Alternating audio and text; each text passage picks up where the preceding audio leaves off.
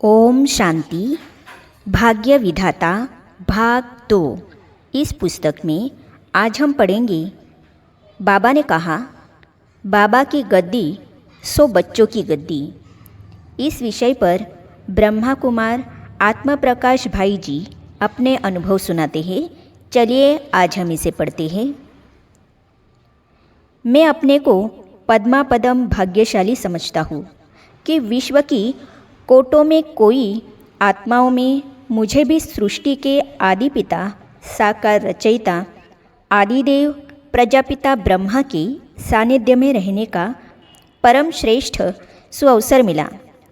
उस तेजोमय रूहानी आभा वाले चुंबकीय व्यक्तित्व परमपिता परमात्मा शिव के भाग्यशाली रथ पिताश्री जी के अंग संग बिताए गए दिन, उनसे श्रीमत लेकर की गई सेवाएं और कदम कदम पर मिली उनकी अमूल्य शिक्षाएं मानस पटल पर स्मृतियों के माध्यम से साकार हो उठे हैं। बाबा को लिखा पत्र। बात सन 1957 की है। बाबा दिल्ली के रजौरी गार्डन सेवा केंद्र पर ठहरे हुए थे। 21 वर्ष की आयु में इंजीनियरिंग के विद्यार्थी के रूप में बाबा से वहाँ पहली बार मेरा मिलना हुआ। प्रातःकालीन ईश्वरीय महावाक्य सुने, मीठे बाबा की गोद में गए और फिर बाबा ने कहा, बच्चे, यह पढ़ाई काम में आने वाली नहीं है, किसी न किसी धंधे में लग जाओ। प्यारे बाबा का अनमोल मार्गदर्शन पाकर हम खुशी खुशी वापस आ गए और घर आकर हमने मीठे बाबा को पत्र लिखा। अर्थात मूल पत्र अंग्रेजी में था और उसका उत्तर भी अंग्रेजी में ही बाबा ने दिया था। बाबा, मैं इंजीनियर बनकर भवन निर्माण करना नहीं चाहता, परंतु आपकी विश्व नवनिर्माण की प्रक्रिया का नींव पत्थर बनना चाहता हूँ। मैं मशीनरी नहीं बनाना चाहता, परंतु किंग और क्वीन बनाने की आपकी मशीनरी का एक पुर्जा बनना चाहता हूँ। मैं हाईवे और रोड बनाना नहीं चाहता, वरन परम धाम और सुखधाम का जो रास्ता आपने दिखाया है, उस पर तीव्र गति से दौड़ना चाहता हूँ। शिव बाबा का फोटो तो आएगा नहीं। बाबा का जवाब आया, बच्चे, यह सब ठीक है, परंतु अभी अपने परिवार वालों को और साथी इंजीनियर्स को भी यह संदेश दो। फिर हमने प्यारे बाप दादा की श्रीमत प्रमाण लौकिक परिवार को ज्ञान देना प्रारंभ किया। माता पिता भाई बहनों समेत सारा परिवार बाबा के ज्ञान में चलने लगा। थापर इंस्टीट्यूट पटियाला में भी साथी इंजीनियर्स की ज्ञान सेवा प्रारंभ की। वहाँ हॉस्टल की कई आत्माएं संपर्क में आने लगी और कुछ ने अच्छा ज्ञान उठाया भी। सन 1957 में ही पहली बार मधुबन में आए। एक बार जब बाबा टेनिस खेल रहे थे, मेरे पास कैमरा था। मैंने बाबा का फ़ोटो खींचना चाहा, तो बाप दादा खेलते खेलते रुक गए और कहा, बच्चे, फ़ोटो तो आएगा नहीं, अर्थात शिव बाबा का, और यह शरीर पावन नहीं है, फ़ोटो खींचने से क्या फ़ायदा। मैं रुक गया। बाबा ने कहा, बच्चे, फिर भी आपका दिल है तो खींच लो।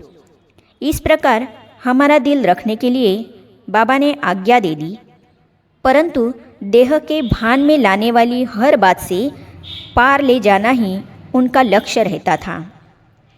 चित्रों और साहित्य की सेवा।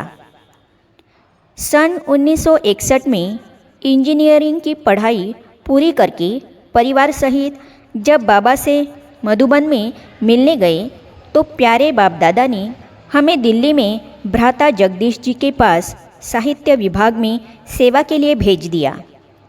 त्रिकालदर्शी बाबा मुझ आत्मा के पार्ट के आदि मध्य अंत को जानती थी, इसीलिए मानो बाबा मुझे इस कार्य की ट्रेनिंग दिलाना चाहते थे। कुछ समय बाद मुंबई में विश्व नवनिर्माण आध्यात्मिक प्रदर्शनी का बनना प्रारंभ हुआ, तो हमने 6x4 का सीढ़ी का एक चित्र बनाकर बाबा के पास भेजा। बाबा को बहुत पसंद आया। और तभी बाबा ने मुझे अपने हाथों से पत्र लिखने शुरू किए कि बच्चे प्रदर्शनी के चित्रों की सेवा में लग जाओ। बाबा ने सीढ़ी के चित्र के संबंध में भिन्न भिन्न सुझाव, आदेश, निर्देश समय समय पर दिए, जिनसे यह चित्र अधिक सुग्राह्य हो गया।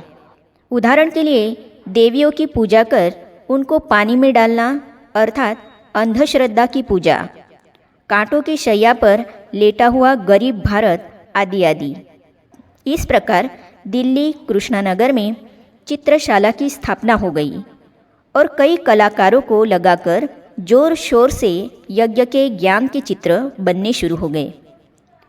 बाबा ने अपने साथ गद्दी पर बिठाया। जब ऑयल पेंट की पहली प्रदर्शनी बनाकर हम मधुबन में बाबा के पास लाए तो उन चित्रों को छोटे हॉल में रखवाया गया। बाबा उन चित्रों को देखने आए। वे एक एक चित्रों को बड़े ध्यान से देखते रहे और मैं साथ साथ व्याख्या करता रहा। सारे चित्रों का अवलोकन करने के बाद बाबा ने मुझे अपने कमरे में बुलाया। मैं गया तो देखा बाबा गद्दी पर बैठे थे। मैं नीचे बैठने लगा तो प्यार के सागर बाबा ने इशारा करके कहा, बच्चे आओ गद्दी पर बैठो। मैं गद्दी पर ही बैठ गया।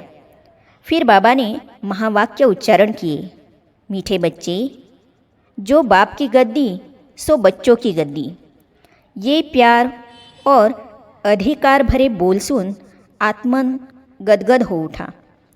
आज भी बाबा के कमरे में जाते हैं तो यह सीन मन की आंखों के सामने आ जाता है।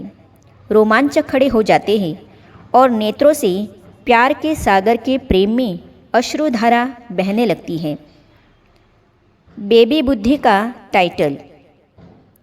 बाबा हमेशा कहते थे, फला म्यूज़ियम बहुत सुंदर बनाओ तो बाबा खुद आकर दिखेगा। जब कोई नया चित्र बनता था तो बाबा कहते थे कि बच्चे बाबा को दिखाएं।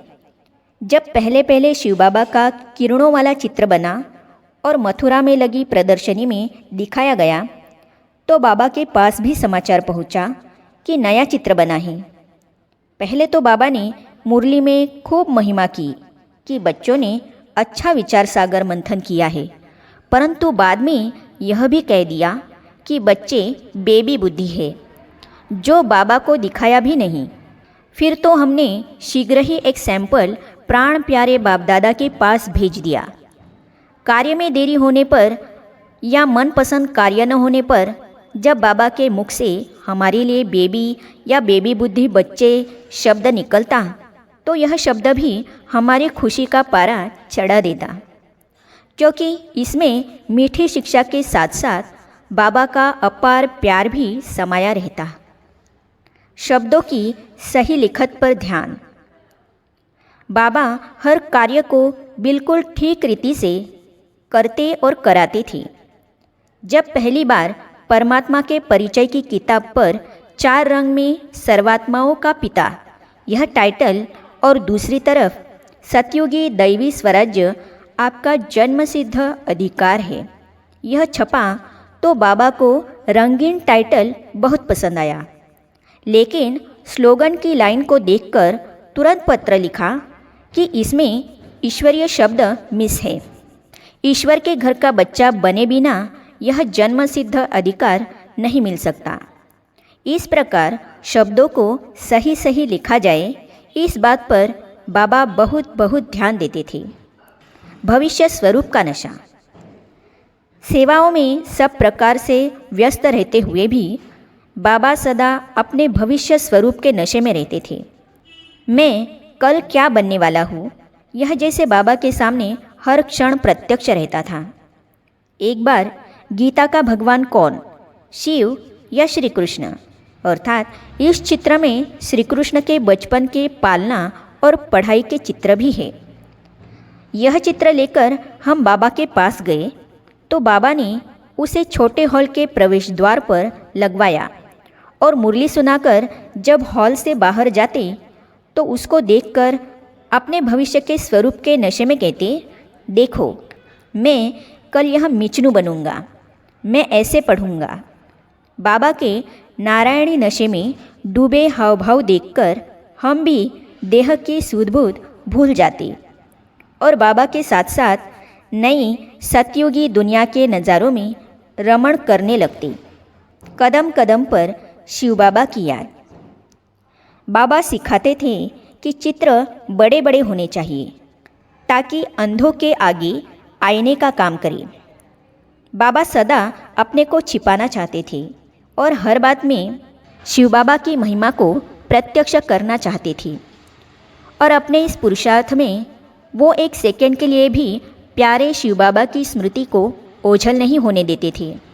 एक बार जब हम छोटे हॉल में फुल साइज़ का त्रिमूर्ति का चित्र फिट कर रहे थे तो बाबा ने ब्रह्मा का चित्र देखकर कहा, यह मेरा चित्र इतना बड़ा क्यों बनाया है?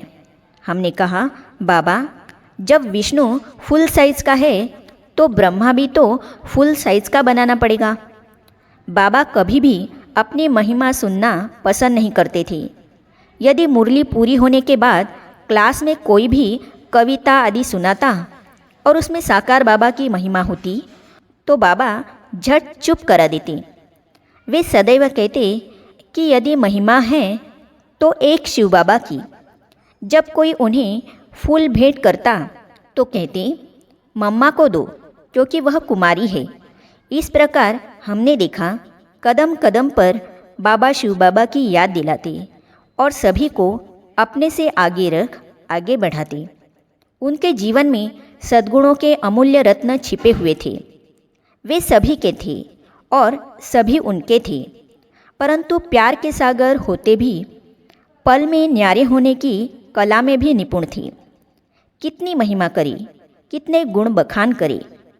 ऐसे सर्वोच्च बापदादा के सानिध्य में ज्ञान रत्नों से सजकर हमारा भी जीवन धन्य हो गया। आगे हम पढ़ेंगे साकार नेत्रों से निहारे गए ईश्वरीय चरित्र। इस विषय पर ब्रह्मा कुमार ब्रजमोहन भाई जी अपने अनुभव सुनाते हैं, तो इसे हम पढ़ेंगे अगली कड़ी में।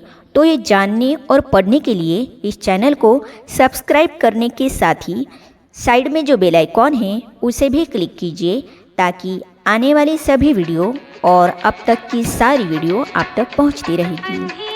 ओम शांति।